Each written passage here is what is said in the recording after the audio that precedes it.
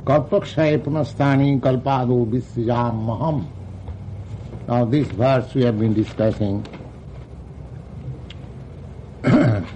last meeting, that this whole cosmic manifestation, it is not permanent. It is created and it is again annihilated, and the whole energy is wound up into the body of the Supreme Lord. It comes out and again it is winded. Now, Jagat Abhakta Murtina Sarvabhutani Kaunteya Prakriti Janti Mamikam. The Prakriti is not independent. Prakriti means nature.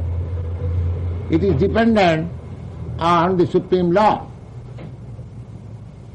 When He desires, or when the time is, He gives us chance. This Prakriti is this material cosmic manifestation is meant for the conditioned soul.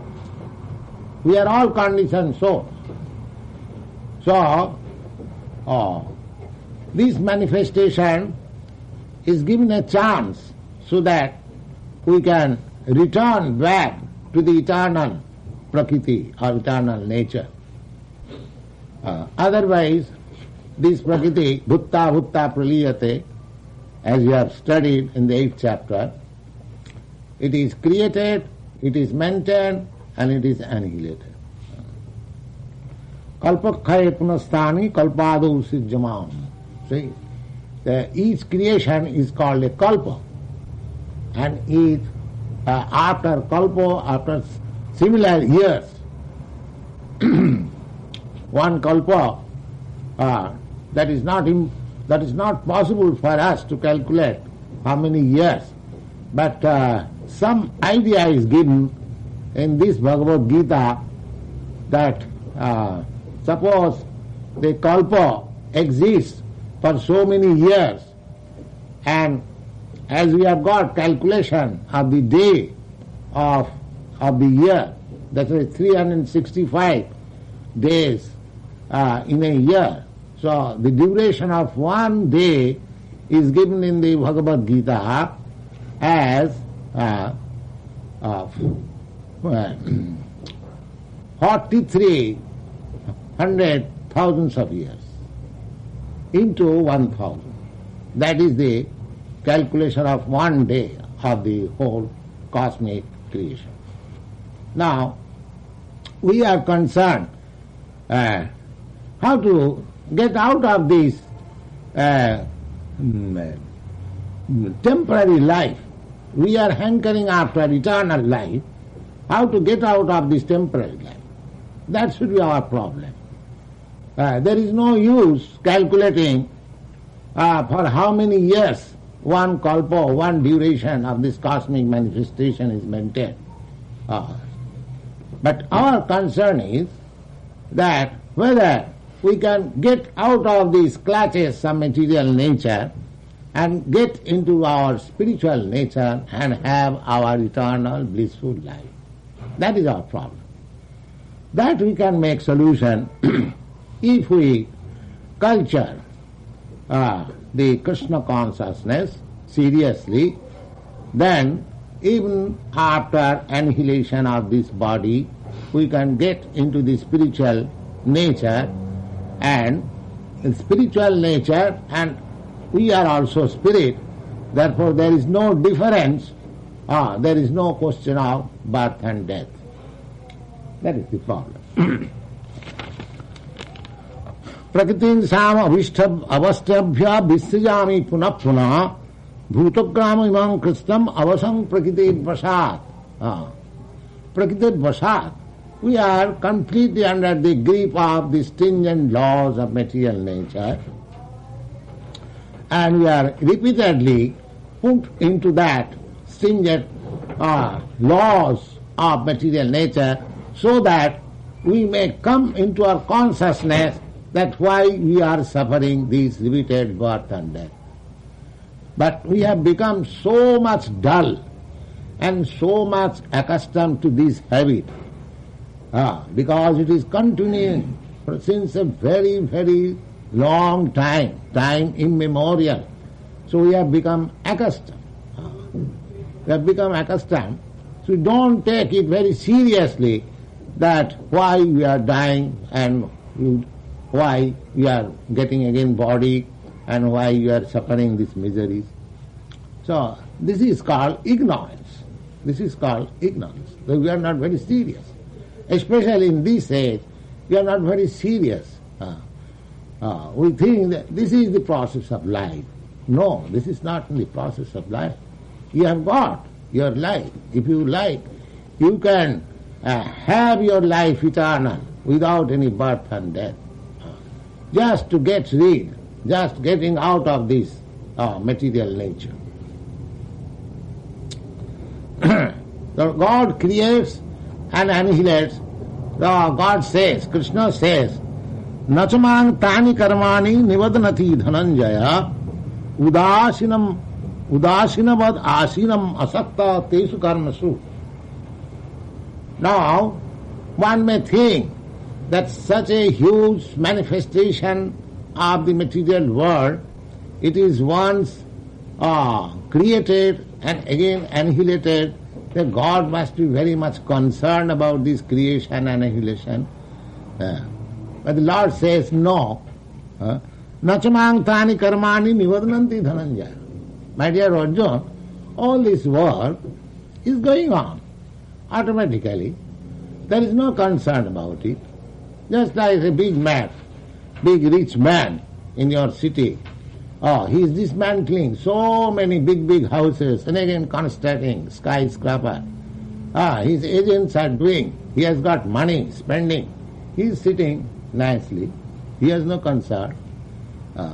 Similarly, parasasakti vividhaiva sriyate, the material nature and so many other agents, they are performing this creation automatically. Parasasakti vividhaiva sriyate svabhaviki jnana bala kriyacha. In the Vedic literature, we understand that these things are so nicely being done as if there are so many plants, so many engineers and so many scientists, they are working. No. The nature is so made by the superior brain of the Supreme Lord that it is going on automatically. Don't you see a flower, how it is beautifully decorated with paintings, elite, just symmetrically. You don't find any change. So this is going on. This is going on automatically. This is God's power. This is God's power. If you have got to paint one picture, one flower, you have to take so much attention. And still, it may not be symmetrical. There may be some mistake. But in nature's way, you see how many flowers, fruits, and so many things are coming out automatically. Buddhist people, they think it is being done automatically. No. Behind this thing, there is the brain of Kṛṣṇa. Behind everything, and because we do not see how it is being done, or due to our lack of knowledge or less intelligence, we think it is being automatically. No, that is explained. That is explained in the next verse. Kṛṣṇa says, Maya dhakkena prakṛti suyate sacharacharam hetunane kaunteya jagadvi parivartate. Whatever changes and wonderful things, happenings you are observing in this material nature, that is under my superintendence. Under my superintendence. There is brain.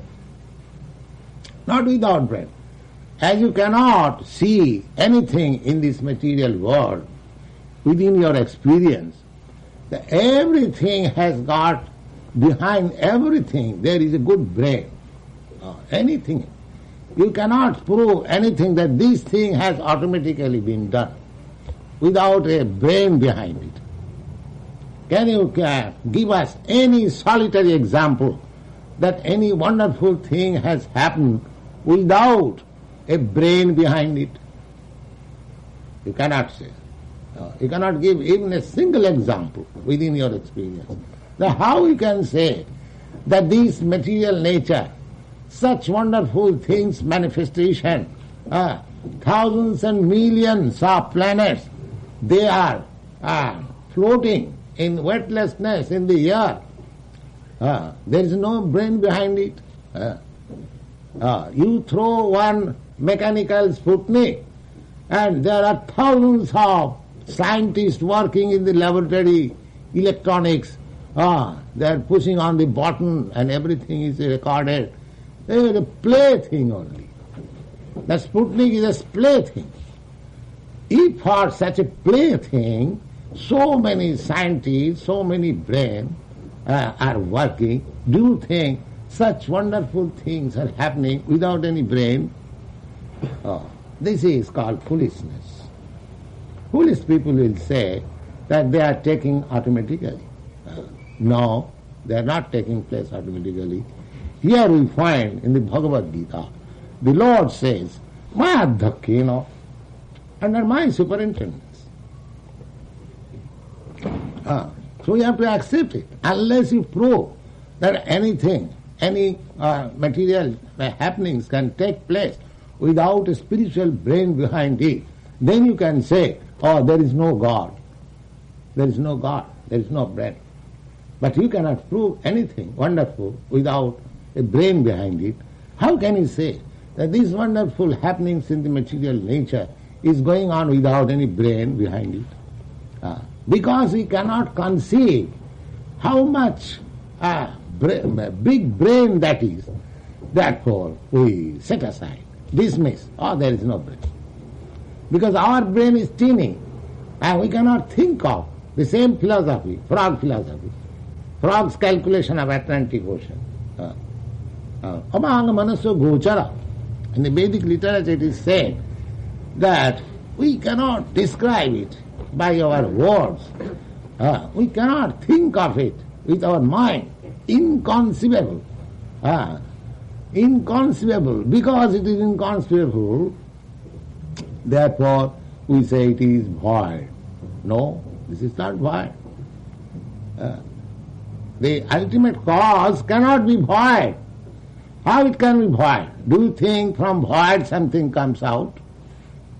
Do you think your body has come from something void? No. Behind this body is your father, your mother. How can you say that everything has come out of void? This is all, I mean to say, less intelligence. Whoever says like that, they are called asuras. And less intelligent persons, they become asuras. Because they cannot calculate. They cannot think of. Their brain does not provide provision to think of all this. The dull brain. But if you take the advice of great acharyas, just like Ramanujarya, Shankaracharya, and Lord Jesus Christ, everything, every man will say, no, there is God. There is God. So we have to take instruction from them if we want to know the science of God. And here, Lord Kṛṣṇa, he personally is saying, Ishara Paramat Kṛṣṇa, the Supreme Personality of Godhead, he has come before you. This Bhagavad-gītā is also his representation. Now we are speaking of Bhagavad-gītā. After 5,000 years of Krishna's disappearance. But because God is absolute, therefore these words left by God is also God. Whatever we are hearing just now, you should consider that we are hearing directly from Kṛṣṇa. Whatever I am speaking, I am not speaking something manufactured by me.